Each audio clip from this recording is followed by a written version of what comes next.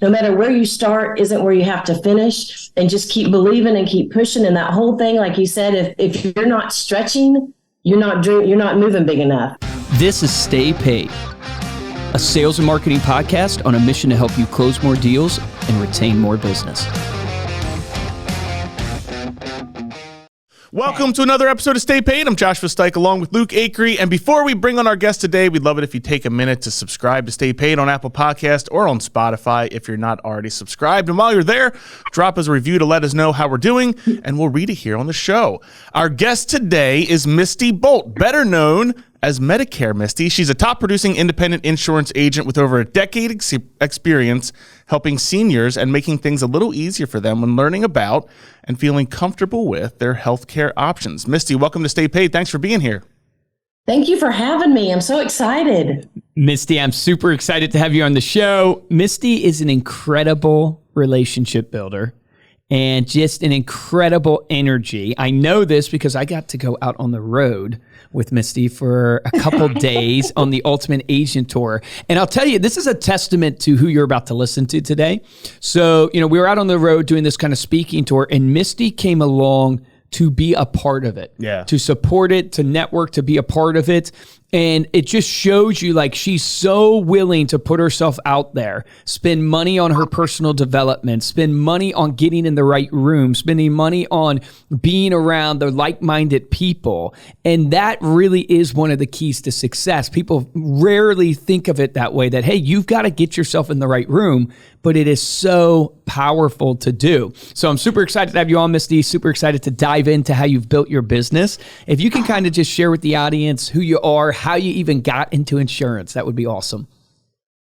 Well, look, it's totally a God thing. I wanted pharmaceutical sales because all my friends were in pharmaceutical sales, and that was the sexy thing back then. And two, I was single. And hey, being around a couple doctors while you're single probably wouldn't have been a bad idea. But I had interviewed 25 times at the corporation that I was in. I had been through 5 mergers, and I made it all the mergers but the last one. And then I had interviewed 25 times for pharmaceutical, and nobody hired me. Wow. And then you're thinking, yes, I know you. That's what I was like, wow, what's wrong with me?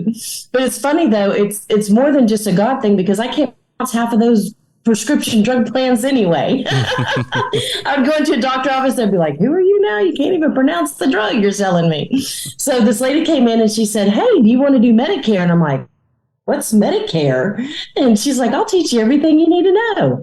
And I said, okay. And she goes, but what I can't teach is personality. And I was really young at that time. And I thought, oh my gosh, I'm going to explain Medicare to seniors. They're going to look at me like, you child. And they didn't. They took me as a grandchild. I started with HealthSpring, which Cigna now bought. And then I moved to Humana, worked my way up to sales manager there, moved from home, from Chattanooga. And then Blue Cross Blue Shield offered me a position to come home. And I said, absolutely, because Iowa is a lot of snow. And we don't have a lot of snow at all. It's very cold here this morning, which is the first time it's ever been this cold. So I'm not a snow bunny. I'm a mountain girl. So I came back to the mountains. And then Blue Cross Blue Shield in 2011 laid our whole Medicare department off, took us in a room, gave us a pink folder, and we're all like, shocked. And at that time, my son was 4, and everybody was like, are you okay, Missy? Are you okay? And I said, yeah. I have a piece about me. And in 2011, that's actually where MedicareMisty was born, because I went out or created and got certified and contracted with all the carriers independently. And how it came about, I was on the radio, and one of my guy friends, and they'll both fight over it because they both were there. And they say they both came up with it. So I always give them both credit because we can't find the audio on who really said it.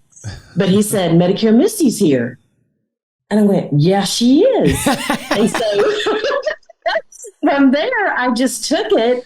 And as a little girl, which is kind of crazy, all the stuff I've done is everything I've seen, from the race car to the magazine. And the magazine is more personal to me because I was raised inner city. And so I was always criticized for even having a college degree and not writing like having a college degree. And even at my one of my insurance companies that I worked with, they kept saying I couldn't get promoted because of my writing skills. But yet I was the top agent but yet because I couldn't, and they didn't have spell check back then. Okay, give me some credit. But I was remedial math and remedial. I'm not math, but remedial reading. And I just, you don't realize how important it is to read when you get out in the workforce and write. So I started taking writing classes to help me be better so I could get promoted. And so to now have my own magazine just kind of makes me cry of like, look, you said I can't write. Yeah. It really is amazing. I mean, it's so funny. Like when I first met you, I was like, oh, that's why we love each other so much, because I create a magazine. You've created your own magazine for years. It's just like amazing. And then like from a marketing play, you saw the value in that, which really speaks to the branding. I love for you to share, this whole idea of MedicareMisty, and you coined this term, right, to define your brand. And then you have to take that to the community, right, and get that to be known, like, and trusted. Can you speak a little bit to like the marketing strategies that have really worked well for you and what you would encourage other agents to do? Well, I didn't have any money when they laid us off, so I had to find a way to market with no money. And then I had a son. He was in private school. I didn't have support then, so I did how I did with these companies that had a corporate America card. I had the blessing of being captive for so long, and I had the whole state of Tennessee when I moved back for Blue Cross Blue Shield. And I just started, because senior centers are very protective over who comes into their senior center. They're protective over their seniors, which they should be, because this world is, people are crazy and they're out for themselves. So I would go and I would find out what they needed. And that's what I do in the community too. What do they need? Like the race car. She was 18 years old. She used her college money to go to do, her dream is to be a race car driver, just like her grandfather, which was military, and her brother's military. And she has a small brother that has Down syndrome. And then she's got a little eye, like turning curves is kind of hard for her. So she kind of uses a tool. And I always grew up with NASCAR. And I said, one day I'm going to have my name on a NASCAR. And so I helped her. I sponsored her the whole year. And then her mom called me back to say, we want to keep you as a sponsor. But I interviewed, one of my friends was a social marketer for the race speedway here.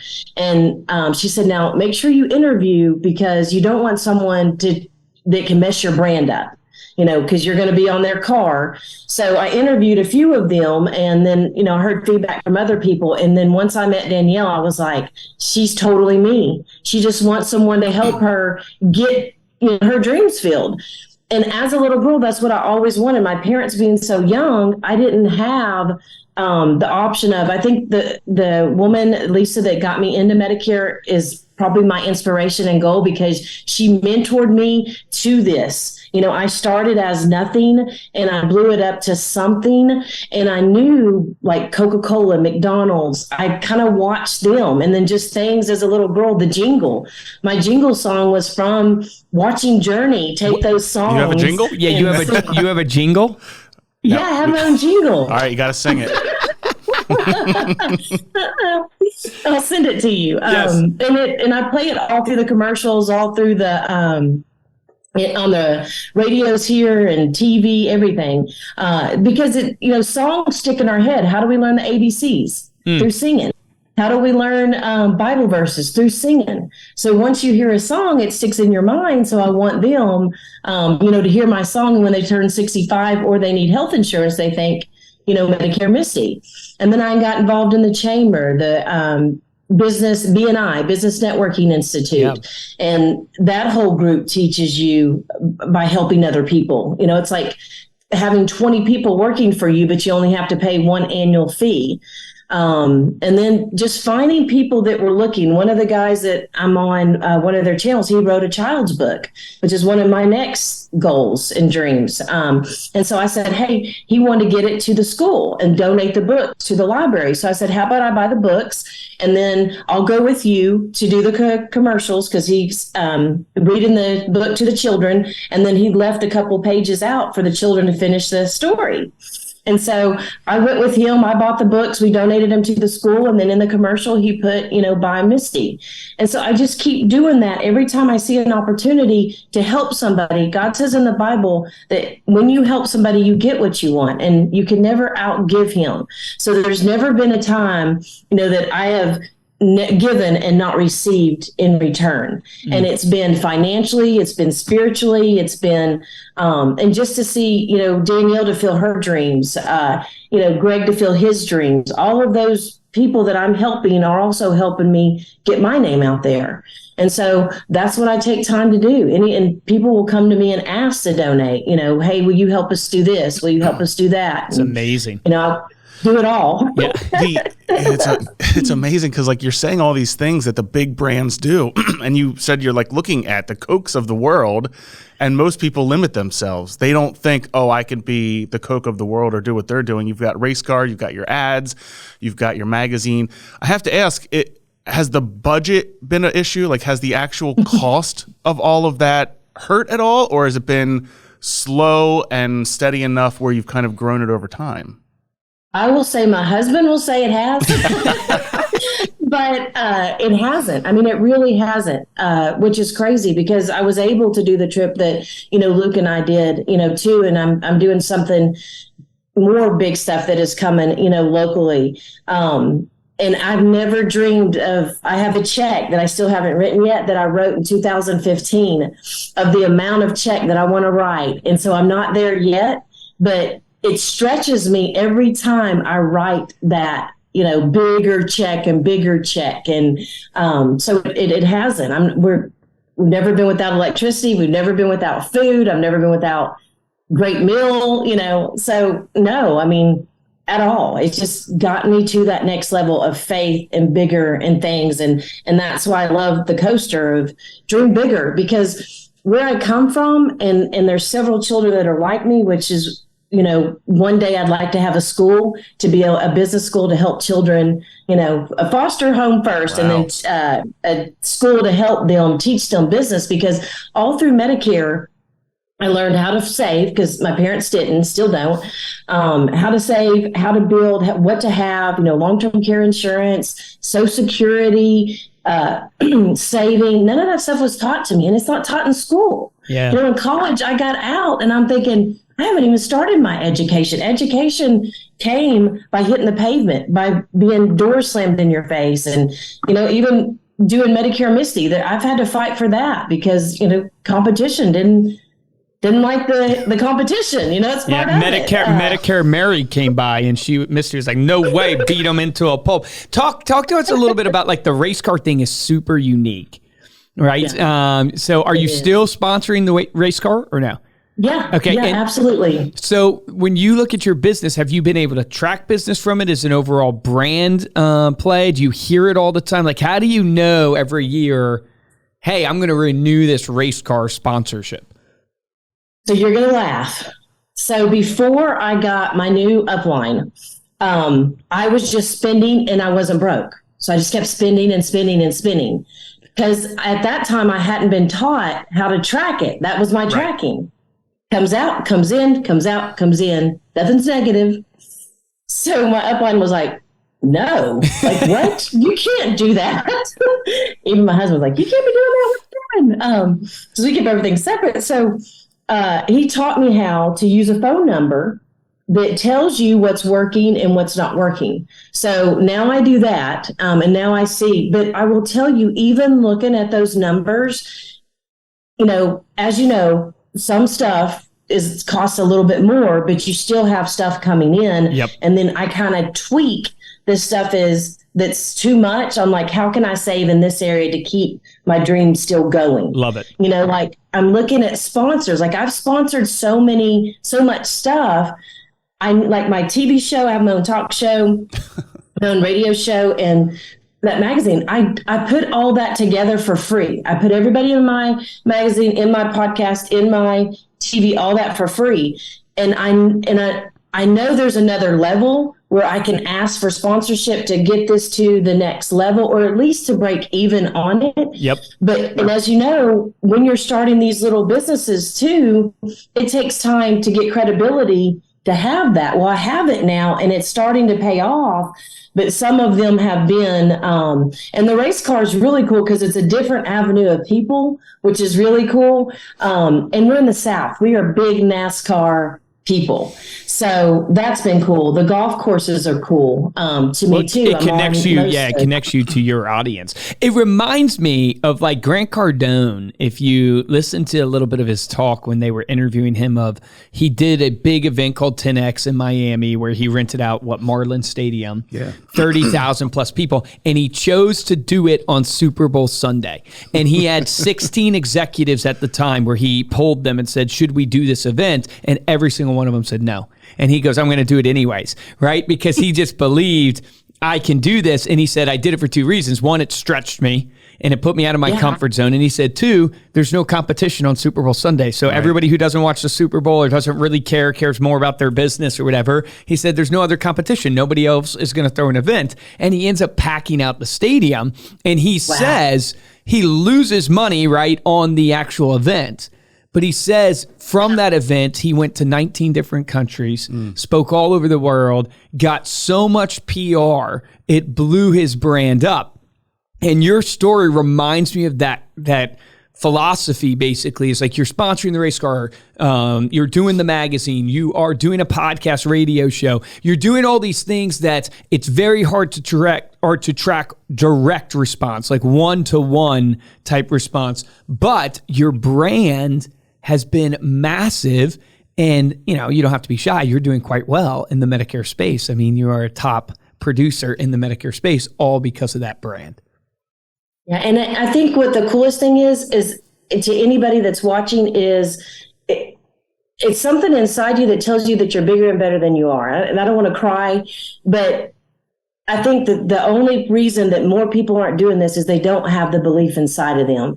And that's what I want to get across to everybody, that no matter where you start isn't where you have to finish, and just keep believing and keep pushing. And that whole thing, like you said, if you're not stretching, you're not moving big enough. And each moment is like, am I going to lose my home? Is like, and everybody's, are you crazy? And I'm probably just a little bit, right? just to give hope and inspiration for anybody that comes from where I come from, because I look back and I think all the trauma that I went through, there's no possible way. I dreamed it, but did I actually believe it? I don't know. I mean, I think that's the awesomest part to me, is I want to leave to know that somebody says you gave me hope. You gave me inspiration to do that. And y'all are doing that, with the magazine. You put out a magazine that's affordable. A couple of my agents are doing it, that helps their business grow, that they can afford to do that. A lot of people can't afford to do what I'm doing, and giving it away and doing it. For y'all make it affordable in a way to keep in front of their clients. And you can't. That's why it's a partnership. I would have never met you if I hadn't have been on that flight, Yeah. And there's several other people. I got closer to Patrice. I got, closer to several other ladies that are doing big things from that. And sometimes it's hard coming off that high of the jet plane. Yeah, and then you get into your office on Monday morning and you're like, wait, where's the hype? Where's the people to motivate me around here? I always tell myself, normal people never change the world. Normal people never change the world, and they never really change their own life. It's the crazy people that end up changing the world because they're willing to literally step out into something that's unknown. Most people want to stay in the comfort zone, and that's not where change happens. That's not where greatness happens, as we know. Awesome. And growth. Misty, thanks so much for coming on the podcast. Before we close out here, let people know how they can connect with you. MedicareMisty.com. My phone number's on there. My email's on there. My cell phone number's on the website. So feel free to call me. You'll get a live person. I have someone that answers the phone. I finally got help, Luke. I just now got help. I've been running this show all by myself. Wow. So, all right. Thank you all so much for listening. You can dive deeper into this episode, get the links that Misty mentioned there, as well as the show notes over at staypaidpodcast.com. If you enjoyed this episode and want to show your support, head on over to Apple Podcasts or Spotify. Drop us a 5-star review along with a comment. We would love to hear that. And the best way to support the show is simply share this, tell a friend. If you want to get hold of me or Luke, you can email us at podcast@remindermedia.com. And of course, you can find us on social media. We are at Stay Paid Podcast. For this episode of Stay Paid, I'm Joshua Stike. Guys, I'm I'm Luke Acree. Misty, you are a rock star. Love you. Love your energy. It's easy for me to see why you are crushing it. Here is the action item for the audience that's listening to this. You are listening to someone who has been an expert at branding, but they were willing to take that risk. And what holds people back from doing branding is they can't count the money they get in return. And what happens to them is they get very transactional, right? So if you've thought about starting a podcast, but you haven't done it, maybe you should do that, right? If you thought about, hey, maybe I should actually get out there and sponsor the Little League team, or get out there and sponsor something that doesn't have maybe a direct one-to-one correlation, that is your action item. When you look at your brand, Misty is sponsoring a race car. She has a jingle. She does a radio show. She does her own magazine. She's producing all of this content to get her brand out there to build credibility. What piece of content are you putting out, or what event are you sponsoring to get your name out there? Remember, the difference between top producers and mediocre producers in every single business is top producers take action. Take action on that today.